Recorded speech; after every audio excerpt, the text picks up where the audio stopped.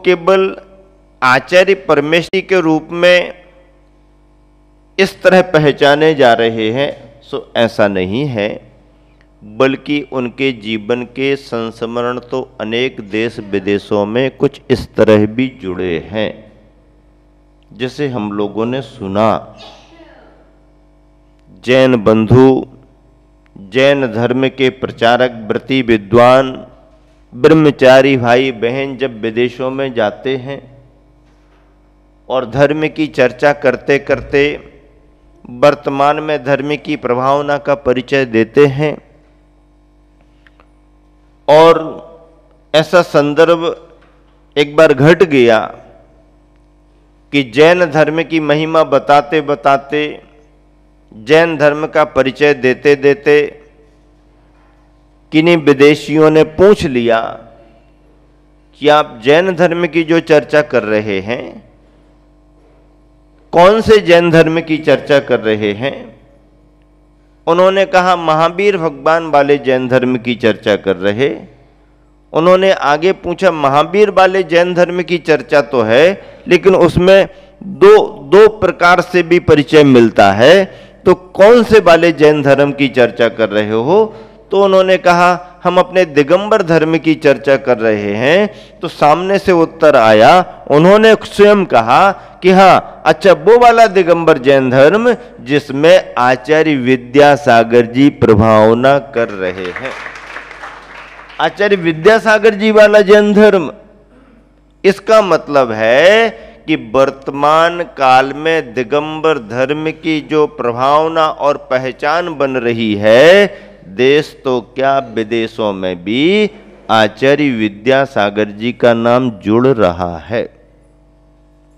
कभी कभी तो हम लोगों को ऐसा महसूस हो जाता है, छोटे छोटे गांव देहातों से विहार करते निकलते हैं, गांव के लोग सरल होते हैं, भोले होते हैं, उन्हें ज्यादा इन सब बातों का परिचय नहीं होता। जैन बंधुओं को फिर भी हो सकता है, जैनेतर बंधु उतनी सूक्ष्मता से सभी अंतर नहीं समझते हैं। तो कई बार तो ऐसा सुनने में हम लोगों को आया, दूसरे संघ के महाराजों ने भी बताया मिलने पर कि ऐसा ऐसा हमें भी सुनने मिला। कैसा सुनने मिला? कि दिगंबर मुद्रा के धारी मुनि महाराज पिशी कमंडल लिए हुए चले जा रहे, विहार कर रहे, तो गांव के अजैन बंधु यदि खड़े होकर के देख रहे तो उनके निकलने के बाद वो पीछे से चर्चा कर रहे, ये जैनियों के विद्यासागर जी चले जा रहे हैं, ये जैनियों के विद्यासागर महाराज जा रहे।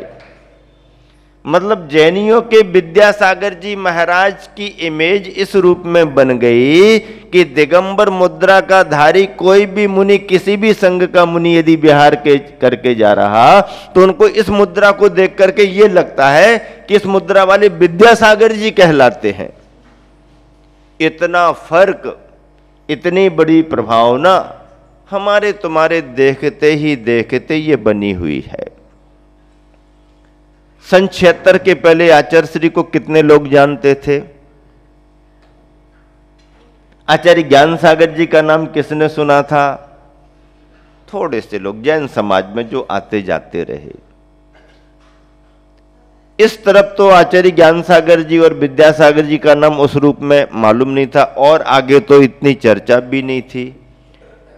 लेकिन देखते ही देखते 76 से चलना जो शुरू किया इस तरफ, और सन 1976 कुंडलपुर के बड़े बाबा और छोटे बाबा से जो बात शुरू हुई, आज सन 2018 में हम और आप बैठे हैं।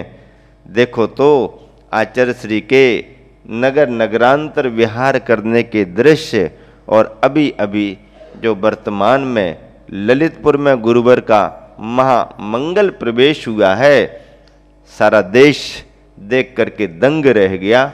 इस तरह की भी भावनाएं लोगों की स्वतः अपने आप बिना किसी संयोजना, बिना किसी प्रेरणा के बन सकती हैं क्या? अब तो प्रत्येक नगरवासी इसी फिराक में है, प्रतीक्षा में कि अपने यहां अवसर मिलेगा तो 21 करने की तैयारी करेंगे। इन सब से कोई फर्क नहीं गुरुवर को, ये सब समाज का अपना भाव है।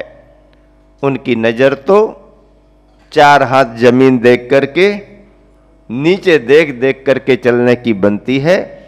और वह कब आजू बाजू में और ऊपर देख लेते हैं आप नहीं समझ पाते हो। ऐसा नहीं है कि वो नीचे ही देखते रहते हैं, उन्हें आजू बाजू में और वातावरण की जानकारी नहीं, बराबर उनके सीसीटीवी कैमरे में सब कुछ आता रहता है और कंट्रोल रूम उनका बराबर काम करता रहता है। आप नहीं समझ पाते कब उन्होंने देखा है, लेकिन उनके कैमरे में, ज्ञान के कैमरे में, अनुभव के कैमरे में सब कुछ आ जाता है। जो आसपास आमने सामने है वो तो दिख ही जाता है, जो बहुत दूर दराज, जो पब्लिक को भी दिखाई नहीं दे पाते हैं, ऐसे कार्यकर्ता और छोटे मोटे व्यक्ति भी आचार्य श्री की नजर में आ जाते हैं। तभी तो इतने बड़े माहौल को आचार्य श्री ने नहीं देखा, लेकिन आपने फोटो देखी होगी, एक बीमार विकलांग छोटे से बच्चे को देखने के लिए, आदमी को देखने के लिए आचार्य श्री चले गए। इतने हाव भाव, इतनी तैयारियां, ऐसा लग रहा है जैसे स्वर्ग उतर करके आ गया हो। इतनी भावनाओं से लोग हाव भाव, कलश पर कलश, चवर पर चवर, रंगोली पर रंगोली, क्या कर दें, कैसा कर दें, कितना कर दें, ये सब तुमने किया है, इसका कोई उनको ज्यादा वो नहीं। हाँ, भावनाएं तो समझ में आती हैं, लेकिन कोई बीमार हो, कोई विकलांग हो, कोई बहुत परेशानी में पड़ा हो, कोई गरीब हो, कोई अजैन बंधु रोते हुए आ जाए, कोई बेसहारा यदि आवाज लगा दे, तो हमने बड़ी बड़ी भीड़ में भी गुरुवर को उस समय करुणा से रुक जाते हुए देखा है और उस पर कृपा की नजर डालते हुए देखा है। ये अनुभव है प्रत्यक्ष, साक्षात। ऐसे करुणा के सागर, ऐसे वात्सल्य और स्नेह के दाता गुरुवर आचार्य पद पर आसीन हैं।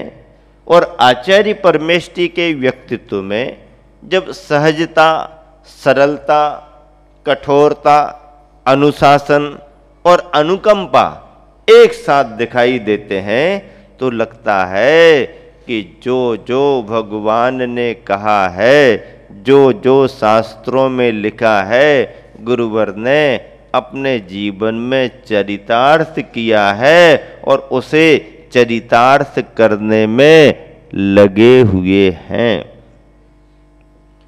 36 मूल गुणों की चर्चा में 12 तपों की बात आती है और तप साधना के प्रतीक हैं।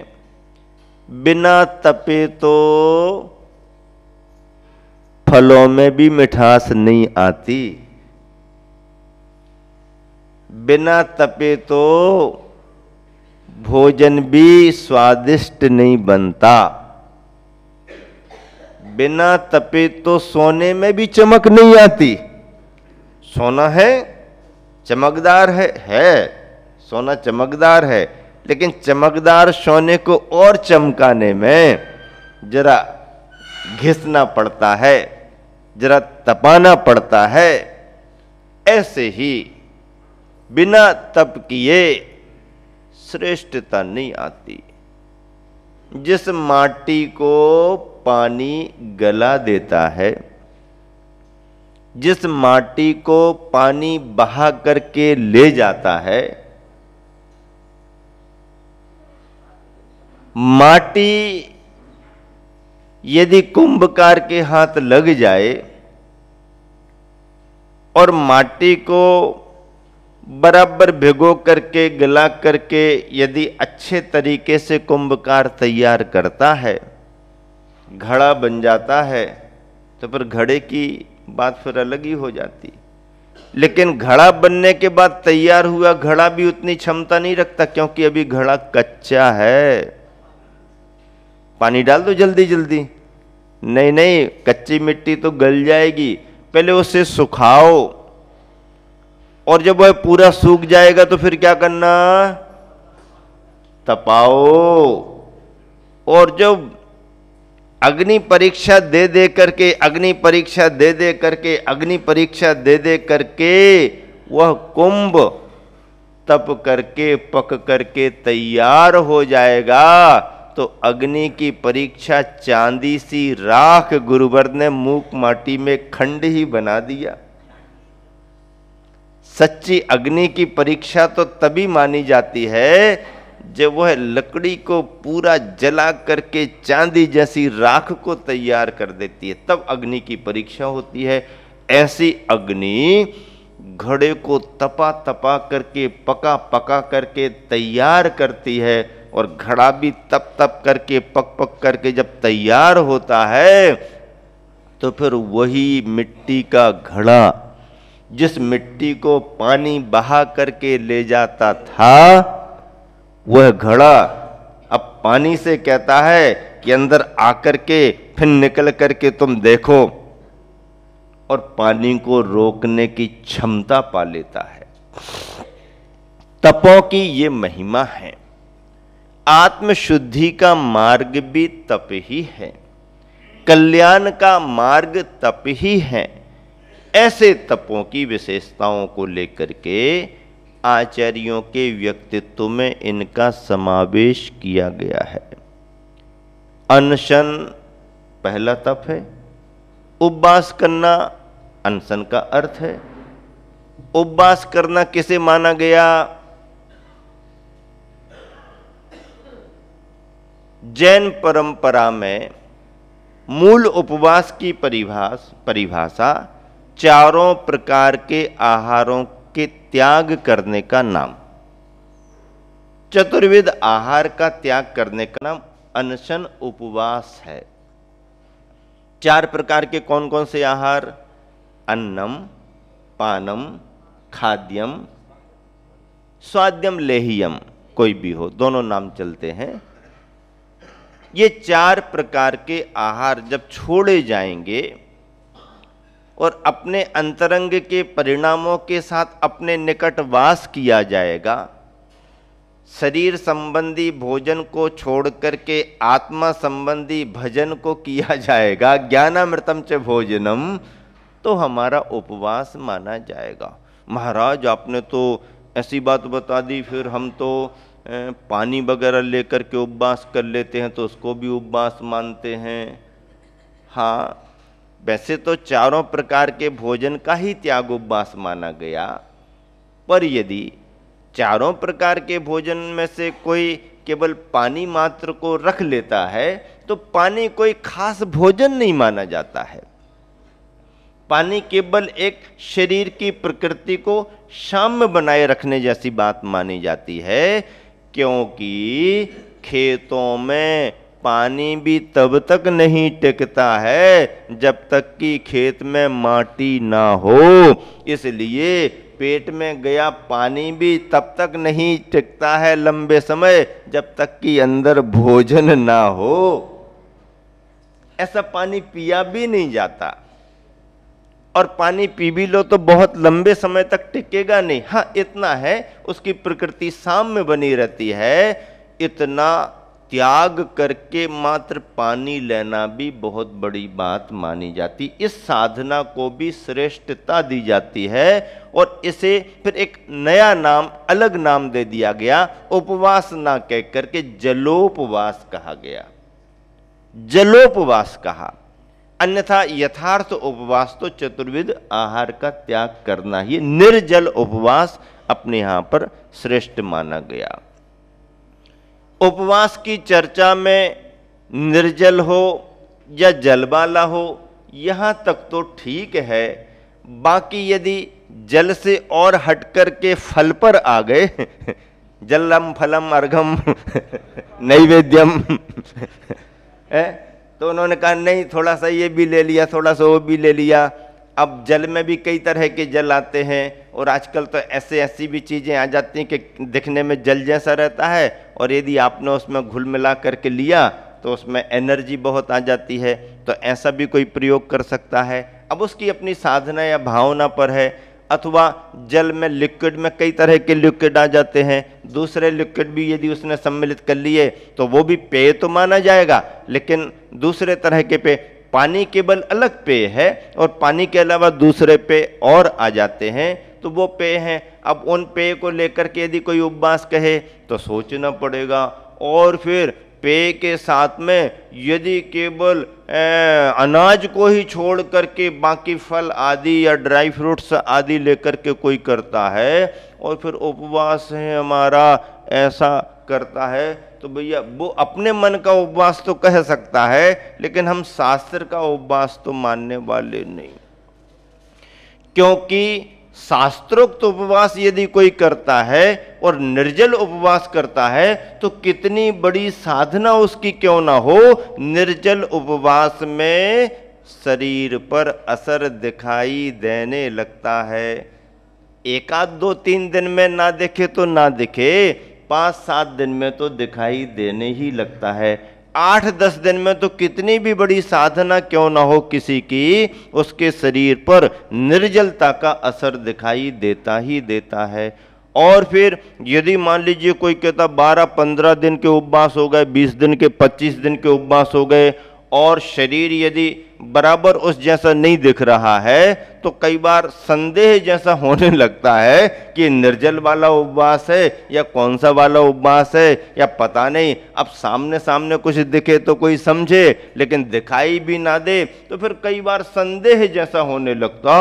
अब कई लोग तो 50-50, 60-60 उपवासों की चर्चा करते हैं और शरीर तो वैसे ही चमकदार जैसा दिख रहा है, कहीं कोई झुर्नी नहीं, कहीं कोई ऐसा नहीं वैसा नहीं। तो मुझे तो नहीं लगता कि निर्जल वाला उपवास हो या है केवल पानी पानी वाला उपवास भी हो तो भी बहुत फर्क पड़ सकता है। अब बाकी अनाज बना छोड़ करके किसने क्या किया वो तो भगवान जाने। तो कहने का मतलब ये है, तो ऐसे उपवास तो अनेकों दिन चल सकते हैं। आजकल लोग ऐसे भी हैं जो सालों साल अनाज नहीं लेते हैं।